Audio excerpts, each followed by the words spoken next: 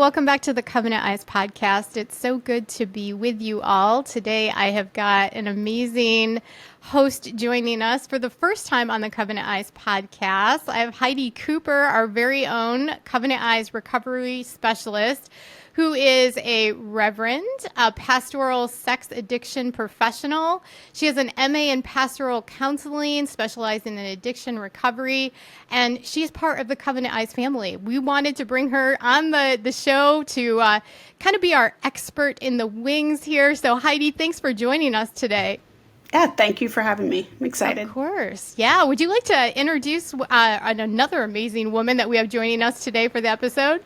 Sure. This is Ashley Jameson from Pure Desire, who oversees all of the women's side of Pure Desire Ministries. And I've known Ashley for, I don't know, at least about 10 years and having led groups myself with Pure Desire a while ago. And so, yeah, Ashley, we're just really excited to have you here. It's good to see your face again. And we're excited for, what you have to share with us today.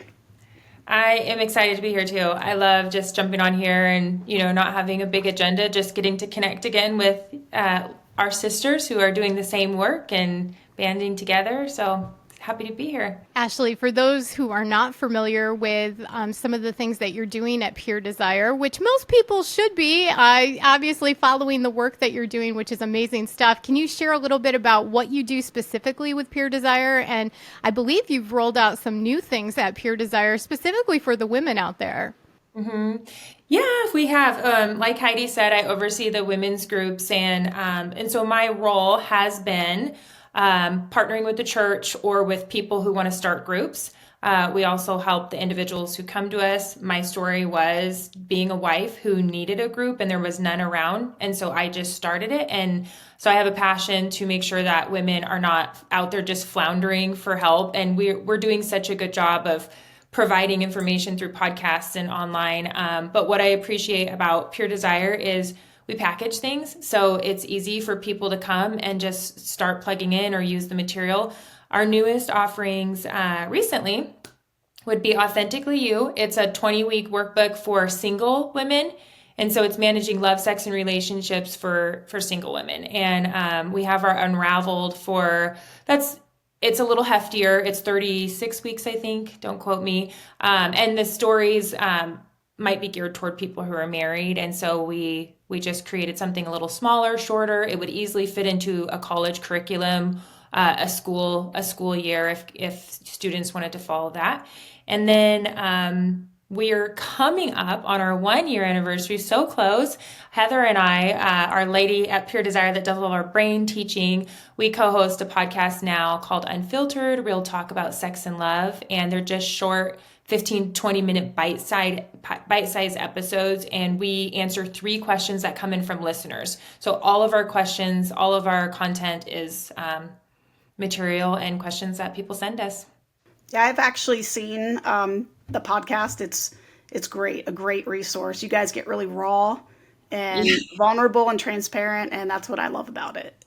Yeah, I'm really thankful for it because we do get women that say, I've never asked this question out loud, or they'll send us an email and give us backstory and then say, but don't read that on the air. Just, this is my question. And I've had the chance to interact with a few, like, I need a little more information before I answer this question. And I'll ask the lady a question and say, well, have you talked to your husband about that? Have you asked him why he doesn't want to take Viagra or whatever it is? And then she comes back, she goes, that opened up so much conversation. I don't even think I need help anymore. And so just getting to interact with women is really cool. And this isn't specifically for women, but a lot of women are mothers. And we have our new parenting course, parent training course. And then we also have, which is free, our youth leader library. And so that has sermon outlines or message outlines and 3 to 5 minute videos that the youth leader, or possibly the parent, I think parents should use it too, can go watch that 3 to 5 minute video, and then they're equipped to talk with their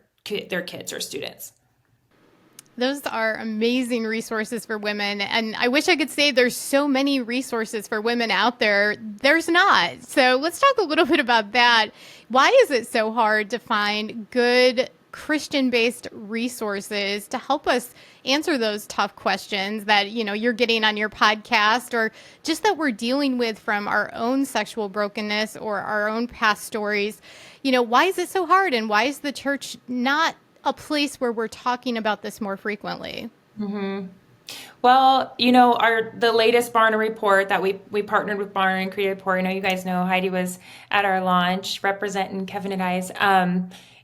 It shows that still, after all these years, only 10% of churches even have a program of some kind. And then they're usually for men on top of that. And so the shame level of women specifically who are struggling with compulsive sexual behavior or pornography is so high. So there's shame. And then our leaders, more of them than not, are either currently struggling or have had a past with struggles, and they haven't dealt with their shame, because getting sober is not the same as breaking free of the shame and using your story. And so we've got leaders who are struggling and afraid to talk about it. A lot of leaders and pastors in the church are men. And so if the majority of our leaders are men, we need to make sure that we are putting women around the church and at least saying, this is your person to go to if you're struggling, that we're verbalizing that from the pulpit, even if we don't have women up there. And then the research also shows that at least 40% of women are regularly viewing porn, and it's getting really convoluted because women are looking at porn and then they're saying to me, I think I'm same-sex attracted now because this porn is arousing. And I'm like, it's designed to be arousing. That's not, it's just getting so messy. And I think the way that we have to combat it is people like us just continuing to put the information out there before people need it. So then when they need it, they know where to come. Right. You had mentioned, women struggling too. Can you speak a little bit to the stigma that has been on women, of that women aren't sexual people, and that only men are sexual, very sexual beings? Can you just speak a little about that, to what you've seen with all of the people you work with, and just a little more detail of that, how specifically women struggle also? Yeah. Well, I love data for that reason. I'm not a data person. I do not like numbers. Measurables is a trigger word for me, but it's so valuable when we get data, because we're seeing that Christian women, 40%, are regularly viewing porn. And when we dive into why, there are so many different things. Porn now finds us. You guys know that. That's why we have Covenant Eyes on our phone, because we don't have to go searching for it anymore. It just targets us.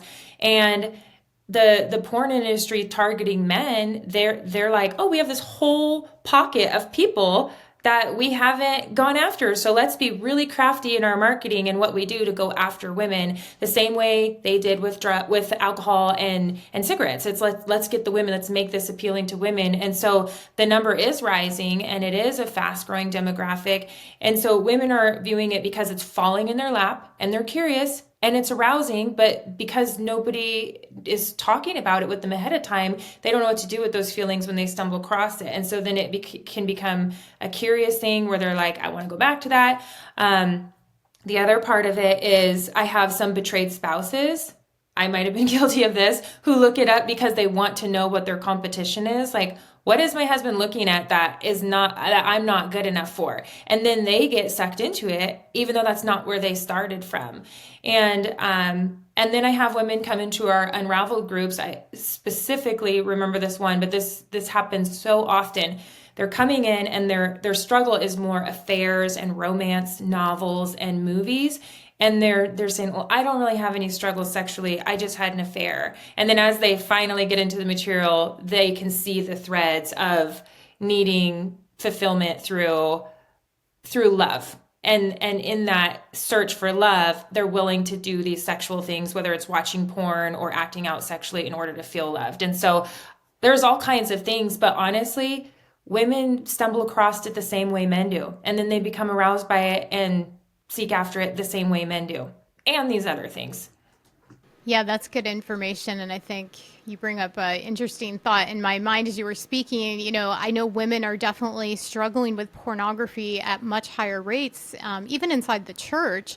But let's talk a little bit, because I'm hearing this more and more when I'm out at events and conferences, of the OnlyFans situation where we have young girls that are being lured into making pornography in OnlyFans, which ends up giving us, so much trauma later in life. I mean, we're struggling through that. That's the sexual brokenness that comes from using our bodies in that way and participating in that. How is that impacting? And are you guys seeing people come into your groups that are also being lured into this type of industry with false expectations and then feeling that brokenness on the other side?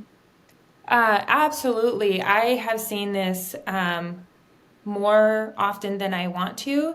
And it's, you know, I feel like most young people, they're like, I want to be a famous YouTuber. I want to be a famous singer. I want to be an actress. We all want to be famous because media makes that look like you've arrived if you're famous and you have all of that. And so kids are really vulnerable, teenagers and young people are really vulnerable to believing that's the route they want to take. And so when they're offered something like, hey, this is easy money, it will give you exposure, it will give you opportunity, and they take that, and then it just gets deeper and deeper. The other side of it that I've heard from some of my moms, and the thing is like, we have this perception of what those women look like, and they are the women in our church. They are the women leading our MOPS groups, and I kid you not, we just don't have. I mean, we have no idea who is struggling with this, and we can't assume. But they're coming in and saying, "Well, I really needed the income, and this was easy. I could put my kids to bed and shut the door and get online and make hundreds of thousands of dollars, and then it's hard to stop once you're in it." So, being promised something and then having it not turn out to be what they want, going after vulnerable kids. This is why, and I'll tell your listeners, you guys did not hire me or pay me to say this, but this is why things like Covenant Eyes is so important, because you get those little alerts that tell you where your kids are going and online, and it's not just kids, it's obviously adults too. I don't know where I would have been at 23 when I was a single mom, but this kind of stuff was not the way it is now back then. So it's really sad, but there is a way out, and it's so much better and so much more life-giving. But if the women are in there and doing that and they don't know that there's another way, then they don't even know where to begin. So they need people to speak up for them.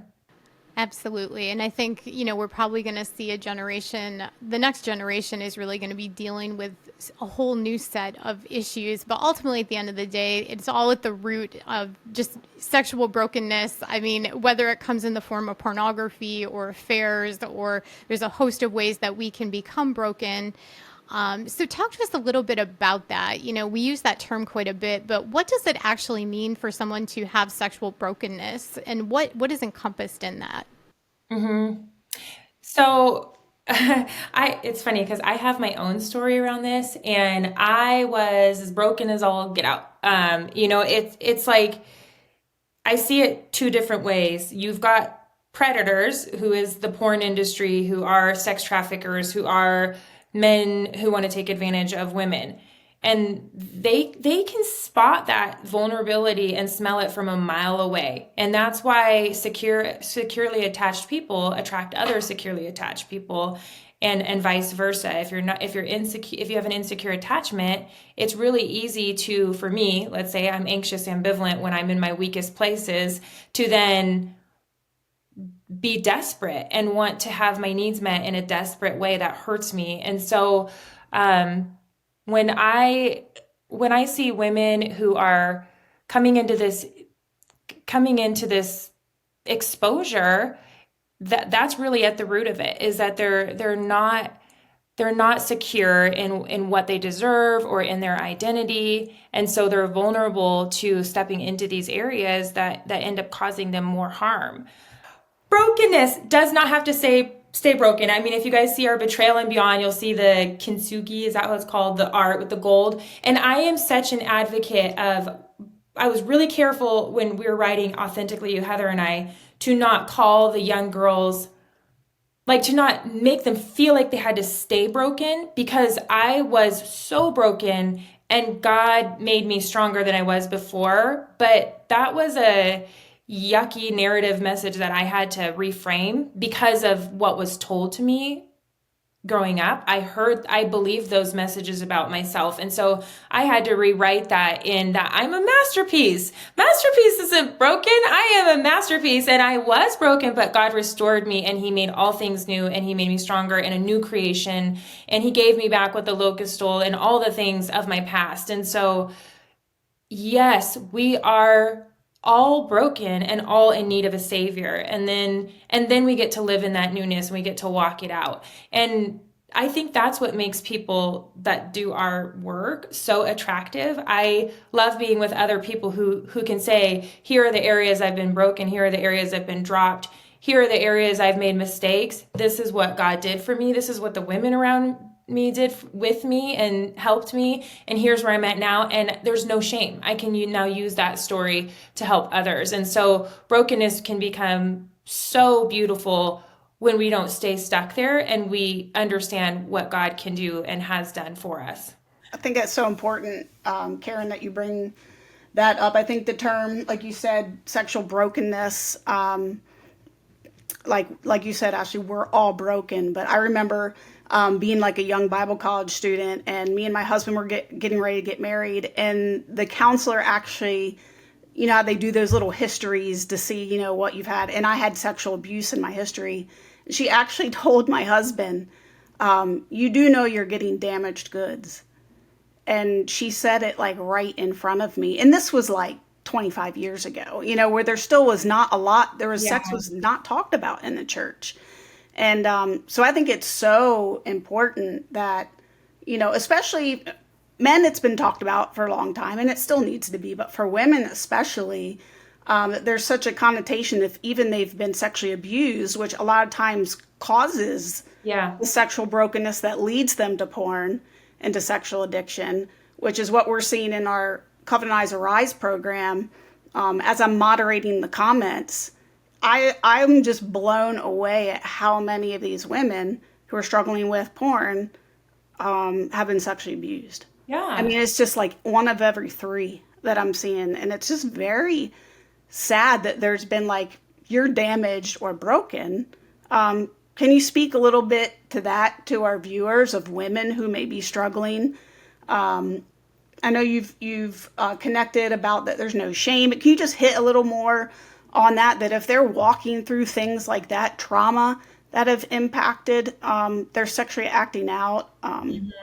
Yeah, just share a little bit of in your groups how you see that start to unravel and kind of be healed with women who have experienced that. Yeah, and I think it is such a disgusting scheme of the devil to go after our children. I've had children who have gone through things and I'm like, get your dirty little hooks out of my kids, you know, and that's how I feel even about us, like little Heidi and little Ashley, that it's just so messed up. And it's saying, I mean, you know my story, Heidi. I was raped as a 15-year-old and I felt damaged. I felt like now no Christian husband will ever want me. And so I disqualified myself. I didn't have the therapist who said it to me like you, but the church messages, even though they didn't mean to, that's what I heard in church, is that I'm damaged because when you say being a virgin is the only way and I want my son to marry a virgin and you need to save your purity. I'm like, I'm dirty,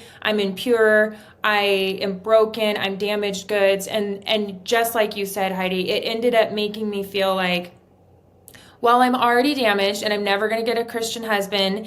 And because I was always seeking love, I'm like, this is a way that I can feel loved. I can take control. And I started acting out sexually after that, even though it was such a terrible experience for me.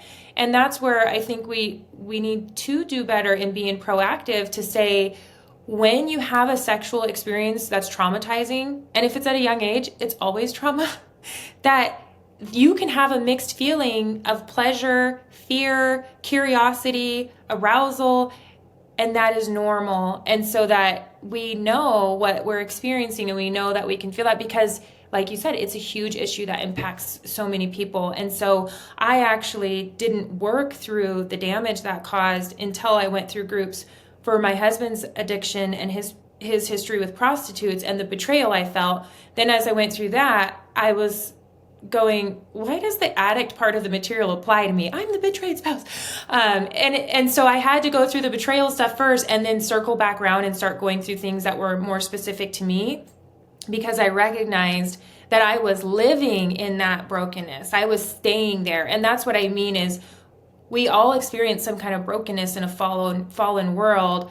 But the key, I think, is to not stay there and to not have that be your identity. And going through groups, doing all these resources, absorbing the material is what helped me realize that's not my identity. Those are lies that I picked up along the way. You can identify one with your counselor. I can identify a few with church. Specific things that were done or said to me that made me believe those things about myself. That's awesome. Thank you for sharing that. And your story is somewhat similar to mine. I had a similar experience, but I was 14 and really just instead of taking that experience and getting the help I needed at that point, I jumped off a cliff and just decided to go full throttle in the opposite direction of the Lord instead of seeking him for healing. And it can be so damaging to young people. And I think nowadays our young people are experiencing different types of trauma because of technology, sexting and the bullying that might happen after that. One text could change your life forever, right? Or, they're getting engaged with, OnlyFans or different activities, and those things stay with them. We didn't have technology in our day, thank the Lord for that. But certainly, I just want to talk a little bit because I know you guys came out with a new parenting resource. And for the moms that might be listening to this episode who are worried about their young daughters and how to navigate technology and the pornified culture and all of that, can you talk a little bit about maybe some things that maybe you wish that you would have had in your childhood that maybe would have helped you navigate the situation that you were in, or even just thinking of your parenting now with your children, the things that maybe you've done that have worked well, or things that you have for advice? Yeah, I mean, the biggest things I can think of are conversation. A lack of conversation tells the kids something. And if our kids as friends experience something, or we see a family member, we hear about something, the way we talk about that in front of our kids, whether we're a church leader talking about it in front of other people or we're a parent talking about it in front of kids, we hear that. And then we hear, okay, it's not ever safe for me to go forward and talk about that. And so making sure that you're having a conversation about anything having to do with sex, porn, or struggles in a way that is full of grace and understanding, but also honest about where it can lead. And so I have those questions with or those conversations with my daughter, and I don't think that you can do it unless you've worked through your own stuff. Because if we don't work through our own stuff, then we always dance around conversations that come up, and we're never fully free to be vulnerable with our answers and transparent with our answers because, we can't get too close to that one. That one makes me feel uncomfortable. This one's bringing up a trigger I haven't dealt with. And so it's really important that as parents, we work through our own story so we can tell a coherent narrative. And then with my sons, they're 21 now, but when we started our recovery and healing process, they were only 10. And so I felt so hopeless, like, oh no, I screwed them up so badly because we were both addicts. I was going through betrayal.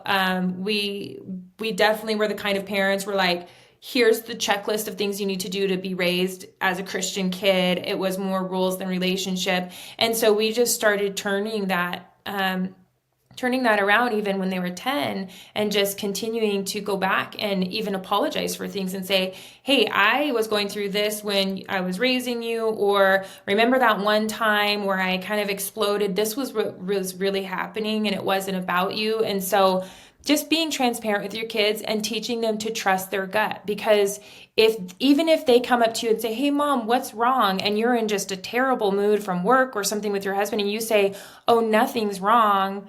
That's like a kind of gaslighting your child. Like we want them to be in tuned and we want them to be emotionally intelligent and be able to sense what's going on and trust their gut. And so just working toward being 100% authentic with your kids. So you could say, you know what? You're really perceptive. There is something wrong with me. I'm not having the greatest day. Thanks for asking would be a better response than making them feel like their gut is off. And so, yeah, work through your own story. Another piece of advice I give is just think about the things that happened to you or your friends or you heard about at their ages. So at 9, I said, hey, when I was around 9, we had kids that weren't supervised at sleepovers, and some of us did sexual things with each other. And I don't want you to ever have to go through that. So if you do, or, run into that, you make sure that you call me right away.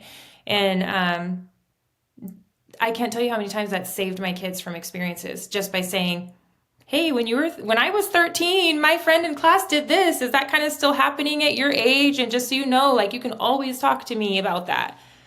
Just keeping the door open. Well, okay, changing topics just a little bit. Let's talk a little bit more about Pure Desire specifically, because listeners of our show are definitely going to be aware of Pure Desire because we talk about you guys frequently. But the things that you guys offer and the things that you provide really supplement beautifully the things that we do here at Covenant Eyes. And so I think that this is a tool and a resource that people can really leverage. So can you share with our listeners a little bit about how they can get connected, the types of resources that you have, and the ways that I think you also have some communities and groups that they could maybe get involved in. So let's talk a little bit about all that. Yeah, and I'm a huge fan of, doing the long group like we have, and then also doing groups where you can have a quicker start date, get some drop-in help, just a variety of things to give yourself what you need. Because when you're early on in addiction recovery or even betrayal healing, you do want to protect yourself from those outside triggers as you're trying to work on the inner workings. And so do everything you can that you need. If you need more, take more. But our groups we have groups for men and women who struggle with anything, porn, lust, affairs, prostitution. It doesn't matter, because we know that sexual addiction is not about sex. It's just what we're doing to cope with that, with the symptoms. And so all of our groups are about 7 to 9 months long, and they're long on purpose because we want you to be with a support team of people, a group of people who help you as you put these tools in process. If one sermon or one prayer or one anointing deliverance meeting worked, we wouldn't be where we're at. And so taking the time to be with a group to actually use the tools and renew your thinking, be transformed by the renewing of your mind with people who get it. And our groups are closed. So you join 6 or 7 women in the group, and those are going to be the same women you stay with. And that's what I'm saying. There's huge perks of being able to drop into a group when you need it. It's like SOS and you need help. And then there's a place for our groups, which are, we're ready to commit and dive in and do this work of unpacking our story and using the tools. So men and women who struggle, men and women who have been betrayed, we have resources for both.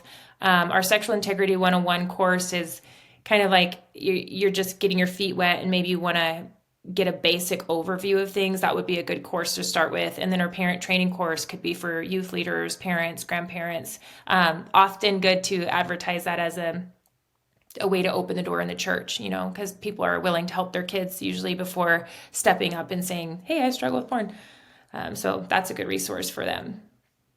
It's funny you bring that up, that people are often willing to take that step first because, in the news lately, we've seen a lot of mama bears out there and they're, demanding healthy food options, which I agree with. Yes, please don't put poison in my food. That would be great.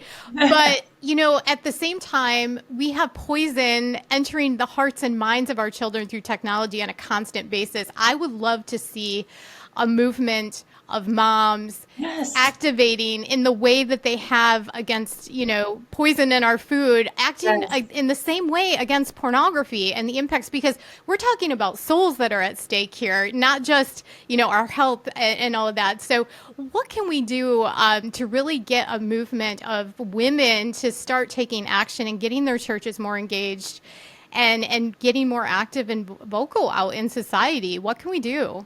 Yeah, I love that you said that. I have little goosebumps because I agree. Our kids are growing up to think it's normal, which is why OnlyFans and things like that become so easy. We're just desensitized. And so I think it takes those of us who have the information to continue to say, this is not normal. When I was recently in a conversation with a girlfriend, and she's not making the best choices necessarily, but she shared a sexual experience, and I looked at her and said, that is not normal in any way, shape, or form. That is abuse. And she was like, really? And I'm just like, yes. And I think we need to keep saying that as parents, as leaders, as women. We need to keep saying, this is not normal. This is not healthy. And unfortunately, there's no one formula to help the church with that. I think it's more of just walking through every open door. And I feel the same way with parenting. It's not usually as successful to sit down and have this giant awkward talk as it is just constantly, here's an opportunity to share a little bit of my story. Here's an opportunity to share part of my experience or give some advice or say, hey, can I give you my perspective on that? And same with the church. If you can go up front and even briefly share, hey, we have groups for women who are struggling with relationships, love, pornography, whatever it is. And if you're bold enough or you have somebody to just say, these groups have personally helped me, that's enough. You don't have to go up there and share your whole story. When you say, here's what the group is about and it's personally benefited me, they are in because they want to connect with another woman who gets it. Or you do the same thing with material for betrayed spouses. And you say, I've actually benefited from this. And then host an orientation meeting. Make sure that you have bulletins in the bathroom. I mean, we want pastors to see this as the problem that it is. Like, what would we do if 70% of our men and 40% of our women were showing up high and drunk in our sermons on Sunday? I mean, like, it is the same kind of damage, but it's so under the surface and so many people are struggling with it. And so, there's like what we hope for, that pastors would see this, that they'd pick up the Barna report and be like, oh my gosh, I had no idea. We need to rally the troops. But more often than not, it's the mama bear. It's the wife who's been hurt. It's the person who's been abused. It's the woman who found healing from pornography and doesn't want others to have that shame. That is just going through every open door and sharing each opportunity she gets. I love that. And I think anyone listening to this podcast knows that they have 3 strong allies right here on this podcast, that if you need help or ideas, all of us are accessible and we will definitely support you, because it is going to take us stepping forward with some courage and some humbleness to really get things started oftentimes. But there are so many women out there that need us to do that and to lead the way. So ladies, this has been a great conversation. I'm so excited to share this with our audience, and I appreciate both of you. Thank you for being vulnerable. Thank you for sharing your own stories and sharing the wisdom that you've learned along the way and the great resources at Pure Desire. Thank you so much. We appreciate it.